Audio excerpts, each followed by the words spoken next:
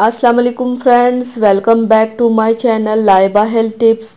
Viewers, आज मैं आप लोगों के साथ सिर्फ एक रात में एक्ने और पिंपल से निजात हासिल करने के लिए ख़ास आजमूदा टोटका शेयर करने जा रही हूँ। तो व्यूवर्स, आज मैं आपको निहायत आजमूदा और जादुई टोटका बताऊंगी जिससे आपके चेहरे के तमाम दाने और एक्ने कील मुहासे गायब हो जाएंगे। तो चलिए शुरू करते हैं, पर इसके पहले प्लीज़ मेरे चैनल को सब्सक्राइब कर लीजिए और बेल आइकन को दबाइए एवरी लेटेस्ट ब्यूटी अपडेट को सबसे पहले पाने के लिए।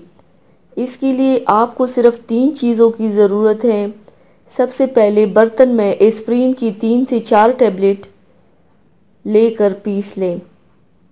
फिर इसमें 1 चुटकी हल्दी डालें और आखिर में थोड़ा सा पानी डालकर तीनों को अच्छी तरह से मिक्स कर लें।